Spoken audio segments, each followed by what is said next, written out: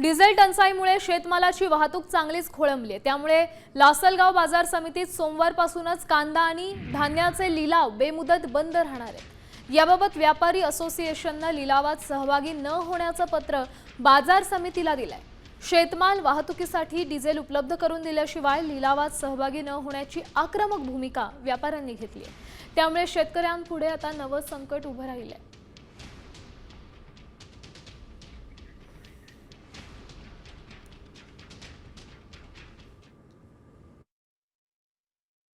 Market बंद असल्यामुळे कांद्याचे नुकसान होईल आणि ज्या कांदा साठवलेला आहे चाळीत, या गरमीमुळं तापमानमुळं त्याची खराबी जास्त होईल आणि याचा परिणाम शेतकऱ्यांना खूप नुकसानीचा सोसावं लागेल बुवा। जो चाळीत कांदा साठवेले तो मार्केट बंद राहिल्यामुळे हा भाव भेटेल किंवा याच्यापेक्षा कमी होईल याची शाश्वतीनं सांगता येत नाही।